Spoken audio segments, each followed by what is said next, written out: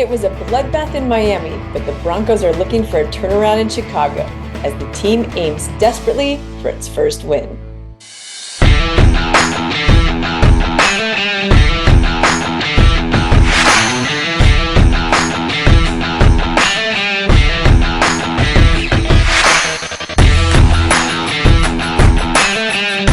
Hey Broncos Country, I'm Lori Lattimore-Volkman, and this is The Roundup. 1st and 10, the fake, good, block in there, and down it goes, caught at the 30, this is the dynamic throw, he's in for 6! On the move, pitch out A-Chain, blocked by Berrios, blocked by Armstead, look at him dive, look at him score! A-Chain breaks a tackle and dives for 6!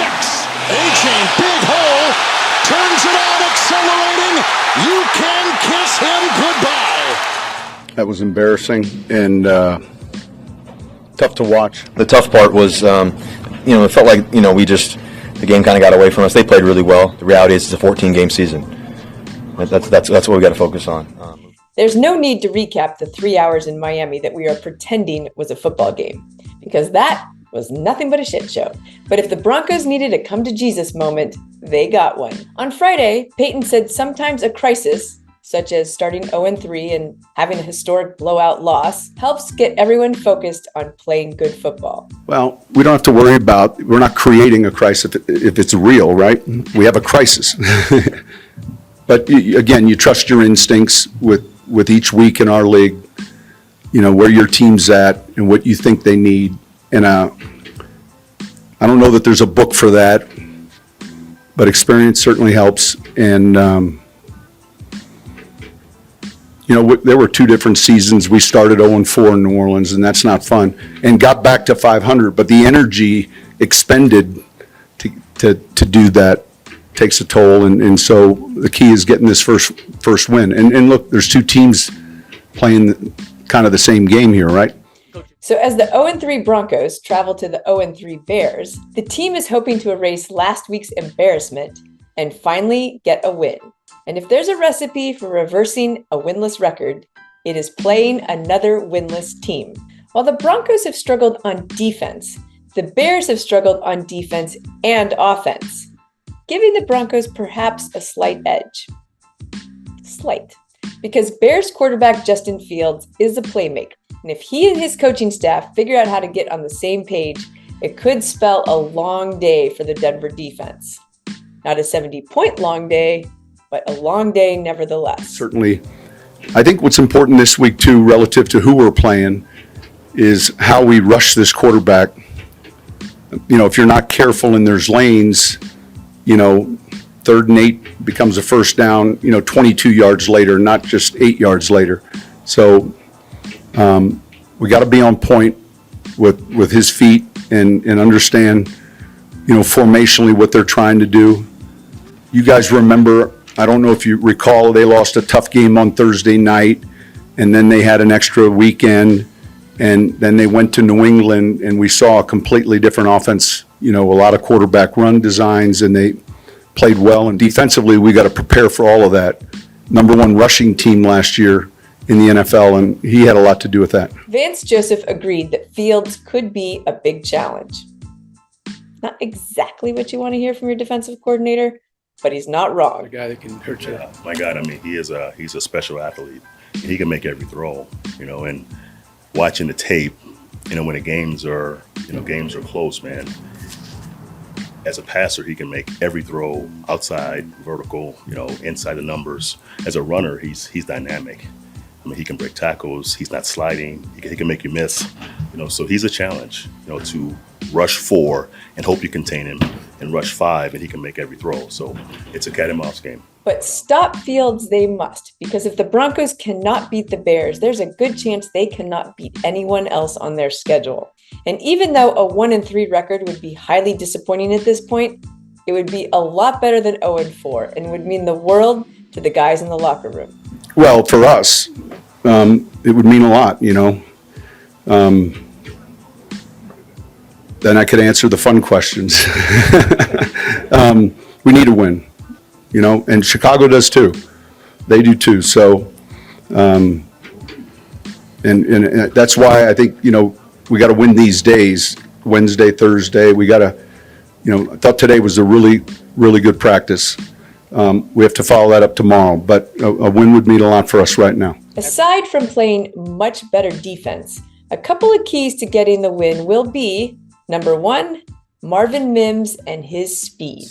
But when you have that type of dynamic playmaker, and the thing about Marvin, I was mentioning to somebody earlier, is the maturity and the attention to detail that he has. In the return game, it's a little bit different than it was in college, right? This is a rookie returner who missed some time during the OTAs. He's done a great job of getting himself healthy and being an impact player on the field. But we've also done a really good job of teaching him the sights that you see. If you watch the punt game and the college game, it's different than the pro game. So there's some intricacies there that we're working on, and also in the kickoff return game. So really happy for him and just the group that's supporting him. And number two, actually establishing the running game. Look, I think the good teams are able to run the ball well.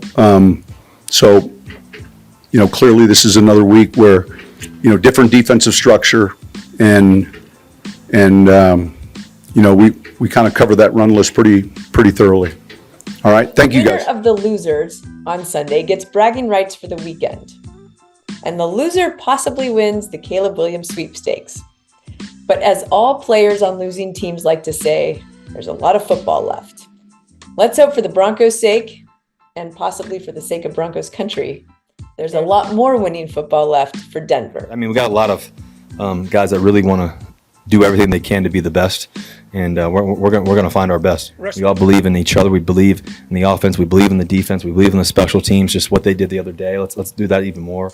Let's add those up, and just we believe in our coaches as well, and we believe in just who we are and all the work we put in. So the reality is that we felt like we've had a couple games we should have won. That's the truth. We felt like there's two that we could have won for sure. And last game we didn't play our best. But the reality is that we get to go again on Sunday and get the strap on the pads and do what we love to do, and hopefully put on a show. Go Broncos. A lot of times it's easy to get down on our team when they're losing, but we do need to remember that these guys are still people. They're still doing good things. They're still trying hard, and we should appreciate them. And one person we can really appreciate is Pat Surtain. He has been giving it his all on the field, but he's been doing it off the field as well. Here's a little feature from Whistle Sports talking about what these guys do on their off days. And for Pat Surtain, it's helping the kids. Football's really a game. It's 80% mental and like 20% physical. So you got your work cut out for you. Your brain is just so wired and tapped in with football during those weeks that once you're done through the day, it's like, damn, you feel exhausted. Days off are important because it just resets your mind. I'm Patrick Surtain. I'm a professional football player, and this is my day off.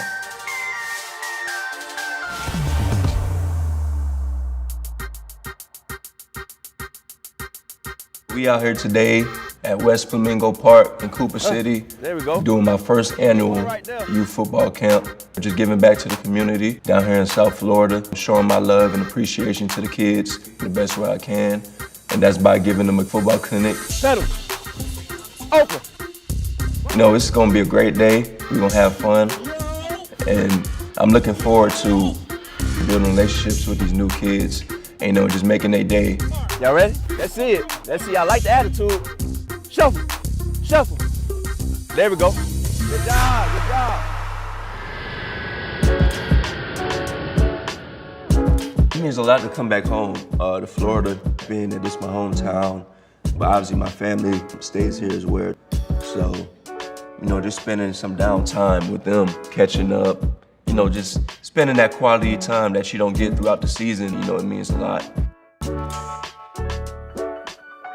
I invited some of my teammates over that played in the NFL, making the kids feel their presence. It's inspiring, and yet it goes to show their leadership in a way. They could just be out in Cancun traveling, enjoying their off season, but they took the time out to, show support to my camp. Open.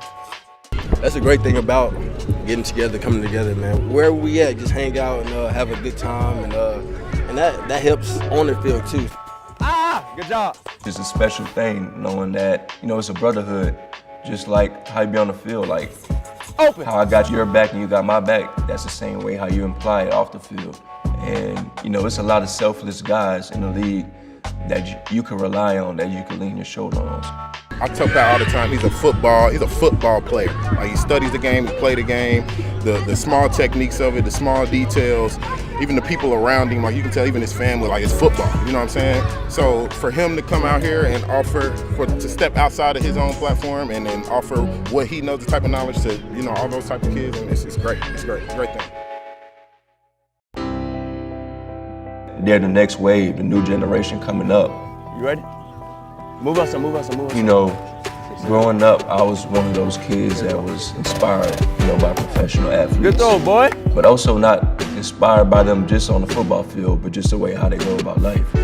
And the main thing for me was, giving these kids that same inspiration that I had when I was younger, but also, providing them with the resources that they might not have. And I believe it's a true thing, just to be able to go out there and experience a different type of feeling with an aura of love and an aura full of support, through me and my teammates, and making sure that they left here better than when they came here.